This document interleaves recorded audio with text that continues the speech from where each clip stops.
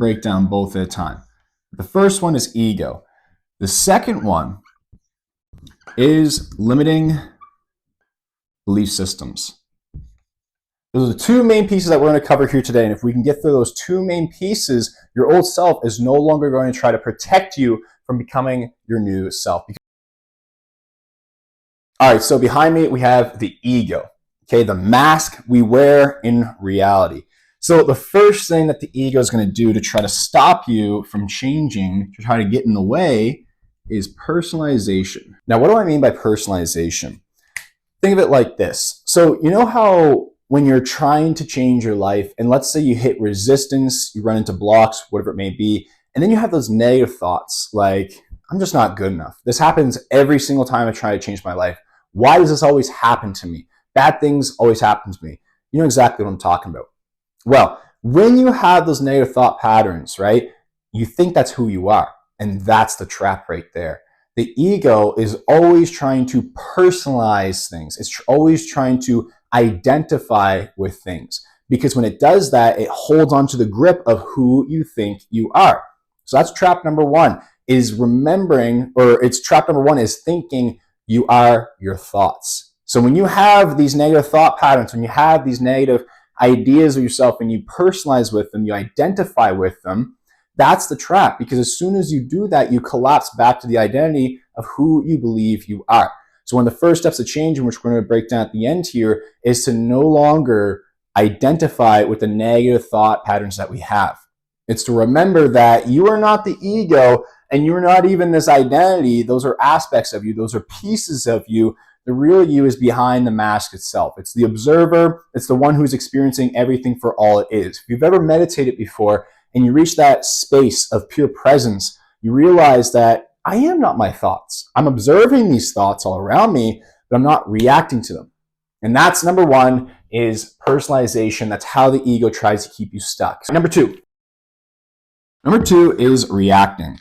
Now, one of the greatest teachings ever is in spiritual teachings is, you know, you've genuinely changed yourself, not when reality reflects the new changes. And the reason why I say it is because in order for reality to reflect new changes, you need to change first. You need to respond differently. You need to act differently in reality. And there's a little bit of a time lag, and then reality catches up. So the first indicators to know you've actually changed is when reality still reflects the same, when the same events are going on, but you start to respond differently. And the reason why is because as soon as you start to respond differently, you start to create new results. You start to respond differently, you start to act differently, behave differently, and therefore new results will come to fruition. But if you keep reacting the same, you keep getting the same results. The definition of insanity is doing the same thing over and over again and expecting a change, right? So reacting, let me give you an example in reacting. Let's say you want to become a calmer, relaxed person, but you go in traffic, somebody cuts you off, you instantly want to flip them off. Oops, I shouldn't have done that, but you instantly want to flip them off. So that's reacting, okay? You're going back into your ego. You're instantly reacting rather than taking that minute to observe what's going on and choosing how you want to respond moving forwards. So that's the second way that the ego gets you, is trying to constantly react and jump into situations just like that. Because as soon as you react, you collapse back to the old identity. All right, so number three is, it's one of the hardest ones. Evidence. So your ego is going to try to use reality to remind you of who you are. So a lot of people, this is the biggest problem a lot of people have is, or one of the biggest problems is that we look to the outer world to tell us who we are. You got to understand though that your outer world right now is a creation of your past habits, actions, literally your past identity. So if you continue to look to the outer world to tell you who you are, you're just going to be in a constant feedback loop of your past beliefs, your past programming. And that's why you might find yourself stuck. So the third one is evidence. Knowing that your outer world does not dictate who you actually are, because your outer world is simply a reflection of your inner world. Inner world as in your inner belief systems, your inner identity, and then that way, because what your inner belief systems and identity do is influences how you take action, how you think, how you feel, who you become, and that's what produces results in your life, right? So your outer world is a reflection of your inner world. So if we continuously look to the outer world to tell us who we are, we're stuck in a negative feedback loop. We're not going to really be able to change, right? If you want to make more money in your life and you keep looking at your bank account and it's negative, it's negative, it's negative, that's going to bring you down. It's going to bog you down. You're going to personalize that, right? You're not going to feel good about it. You're going to lose motivation. And eventually you might quit.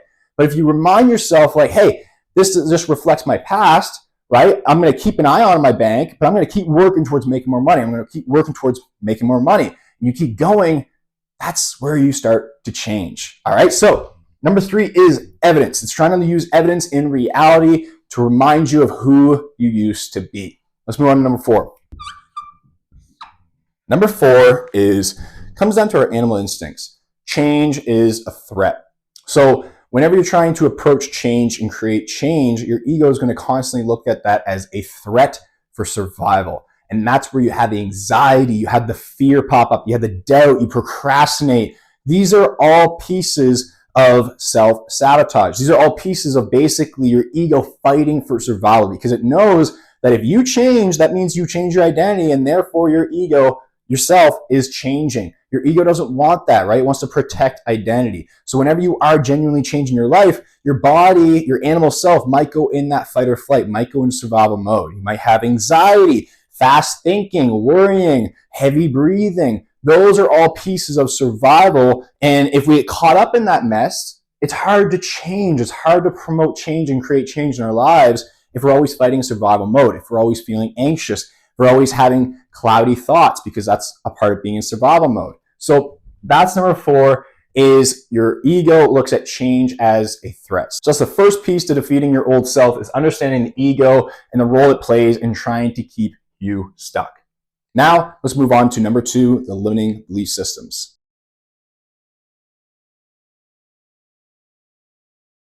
So this is exactly how powerful your belief systems are. This is what gets me so excited to share, because if we can really understand the power of our minds, you can really take back so much control, realize how powerful you are as a person, and actually create the life that you want. And that's kind of what I want for you. So look at it like this, okay? It starts over here on the left side, my left side at least, is limiting beliefs. And what happens, how your brain works here, is basically your limiting beliefs influence the thoughts that you receive. Because again, we are not our thoughts, we're a receiver of our thoughts. So belief systems influence the thoughts that you receive.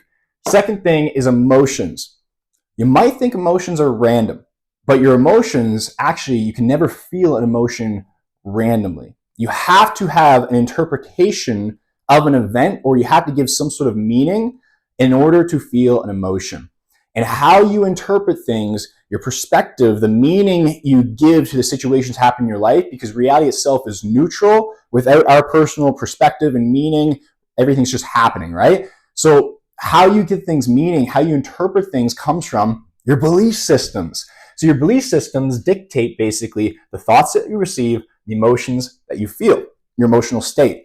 Then what happens, which is really fascinating, is that as you overall think and feel a certain way, you start to believe that's who you are. Neurons that fire together will wire together. So this is how you start to wire your identity. So you start to think, feel in a certain way, and then over time that starts to form identity, which is who you believe you are, and ego protects that. Now, what about the power of identity though? The power of identity is very strong. Identity determines what you focus on, how you behave, how you act, the decisions you make. Just think of it like this. If you're a religious person, that is your identity. You're going to act as so. So identity influences your actions, decisions, etc., which then produce results. Identity produces results through actions, right? Every action has a response, has a reaction. So results, and then what you'll find too, and this is the cool thing about the program, our programming, is that the results that you are getting in your life typically just confirm what you already believe to be true. So let me give you an example. Let's say there's a guy who watching this video and you want to build confidence. So let's say you want to build confidence, right? Okay. And you start, maybe you dress a little bit different. You try to change your posture and you go out, but then you get denied. You should know that rejection is normal. Like your rejection is going to happen all the time. It doesn't matter how good looking you are. It doesn't matter how confident you are. You're going to get rejected. But if you believe you're not confident, you're going to use that event as evidence to say, hey, I'm ugly. I'm just not confident. It's never going to work out. And then you're going to give up. And then that's just going to reconfirm who you already believe you are. But let's say you're confident. Let's say you genuinely believe you're confident. You go out, you get rejected. Doesn't matter. You brush it off. You go to the next one. You go to the next one. You go to the next one. Guess what? Now you're developing your skills. You're starting to see what works and what doesn't work. And you keep going. And then eventually you don't get rejected. You get the partner and you reconfirm what you already believe to be true is I'm a confident person. I can get what I want.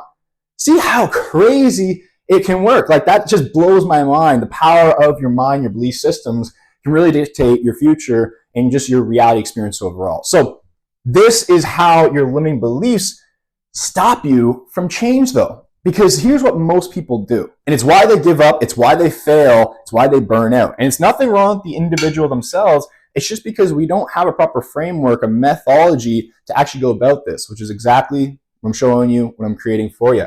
So what people do when they try to change their lives is they only focus on this section here, right? So let's say somebody's overweight. I owned a weight loss coaching company since I was 19 to 25. We helped over 500 plus clients. So I'm very experienced in that realm.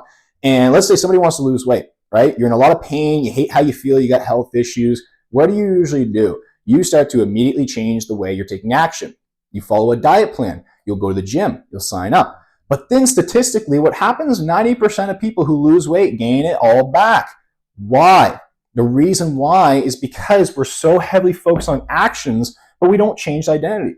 And what happens is that as you start to act in a way that's not aligned with who you believe you are, your identity, that's where resistance starts to show up. This is where you start to self-sabotage.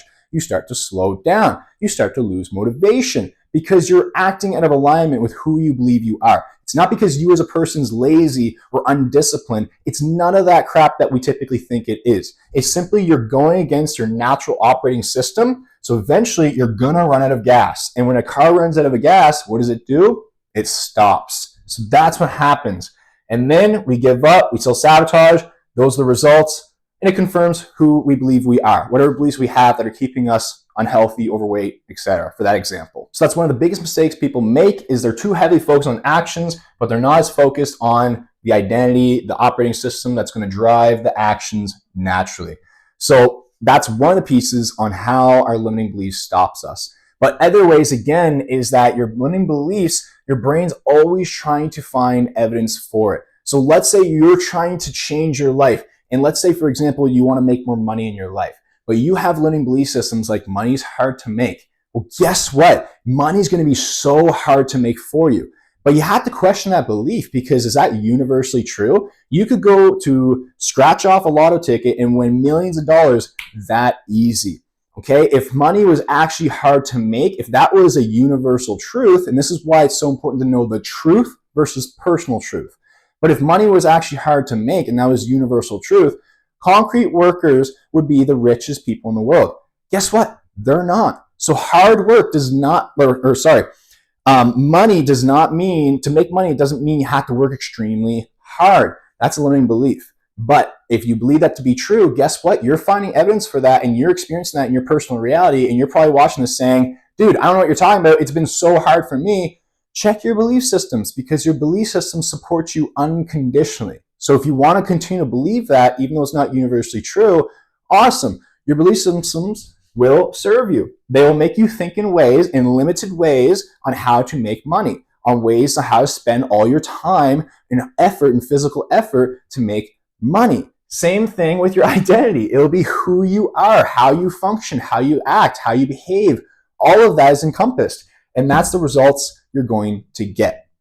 But if you change the belief system, you change how you think. You start to expand the way you think, how you focus on things or what you focus on, then how you behave, how you think about yourself, your identity, who you believe you are, the decisions you make. And then you start to get new results in your life.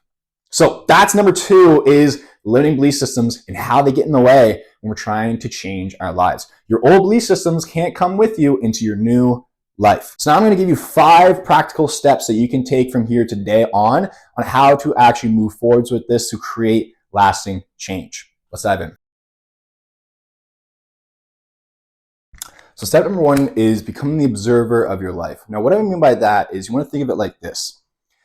The observer is the you behind all labels, all thought, even kind of emotion. It's the layer of you behind identity. So think of it like this. Here's identity, here's ego, this is reality experience. Behind it is observer. If you've ever meditated, like I explained, you would have experienced the observer. But if you've also ever been super present where you're in that flow, let's say you're playing a sport you like or doing an activity you love, and you're in that flow zone, you're kind of in that observer state.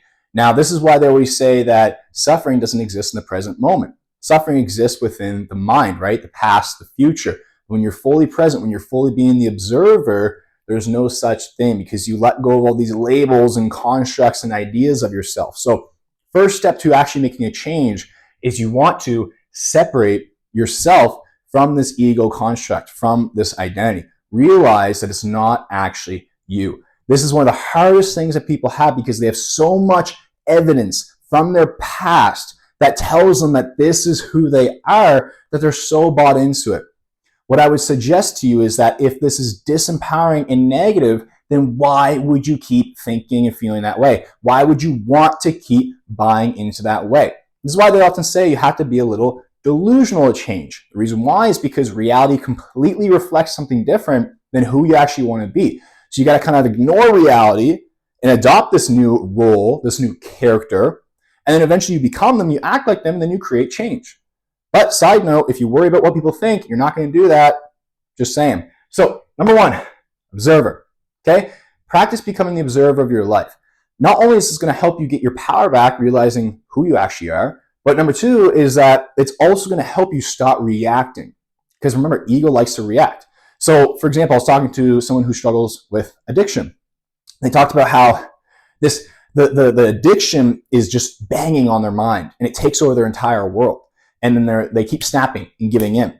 So I told them how one practice could possibly help is meditation because it shows you who you actually are, which is the observer of your life. And when you do this, you stop reacting so much to your thoughts. You stop identifying with your thoughts. You stop personalizing your thoughts. And when you start doing that, then you can start to choose differently. You can shift your focus. You can build that willpower, that little muscle between you versus reacting to the other world. And when you start to do that, you're going to be able to change a lot faster. So that's number one, is observer. All right, step number two. Step number two is, now there's a whole process to that, and I'm building a community for this right now as we speak. But number two is rewiring belief systems. Remember, there's a whole process to it. It's not like, okay, you just jump into rewiring belief systems because you can't change what you're not aware of, right? So you need to have awareness. You need to be able to catch your patterns, catch your negative thought patterns, catch your negative emotions, and then you can start to dissect them and rewire your belief systems. But you get what I mean. As plain and simple is rewire your belief systems. So for example, let's say you're having these negative thought patterns of like, oh gosh, I never succeed. Every time I try to win, I always fail. Ask yourself that question of like, well, I don't want to think this way. I don't like the results I'm getting. So what would I have to believe is true about myself to be thinking in this way? And then you'll get the answer. Maybe it's like, well, I'm just not good enough. Okay, is that universally true? That you're not good enough and that's always going to be the way it is? Would you look at your baby self and say that baby's not good enough? He'll never be good enough? No. So what that is a negative program that was programmed into you that you've bought into, and it's become part of your identity construct, who you believe you are, and now you're experiencing that in real time. But it's not actually universally true, right? It's not actually universally true. So that's the second step, is rewiring the limiting belief systems that are holding you back in your old life. Easy way to get started is look at the results you have in your life, because remember, the beliefs are the root to the results that you get in your life. That's a good little quote right there. That's number two. Let's move on. Step number three. Number three is 3 in 1. Okay? Integrate, act, and be. The people who don't change, the people who don't change. You can't make a change if you don't integrate the lessons, if you don't integrate the new belief systems, if you don't act off the new belief systems. You might still feel fear. You might still feel stress and overwhelmed when you're trying to change your life. That doesn't mean it should stop you. You need to act and be as if you're already there. This is how you manifest. is that you adopt the identity of the version of you who has the thing that you want.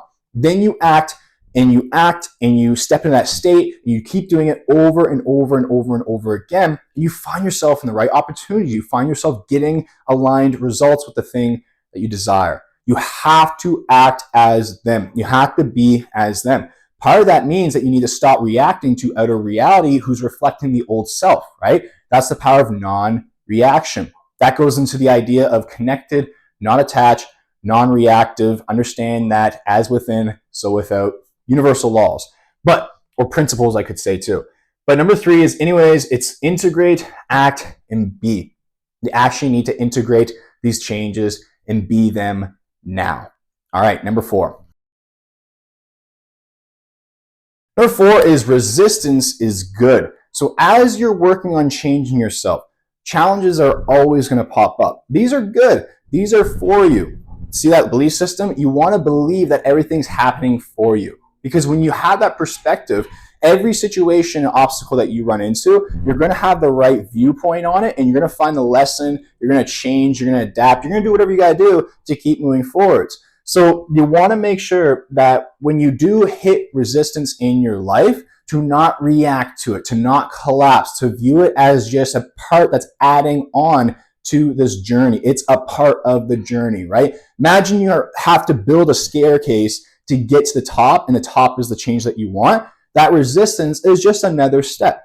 You build it, you keep going, you work through it, and as you do, you will get there. But remember that you can't let resistance stop you, because it's always going to pop up. You can move through it, you can get through it, you can get to that goal.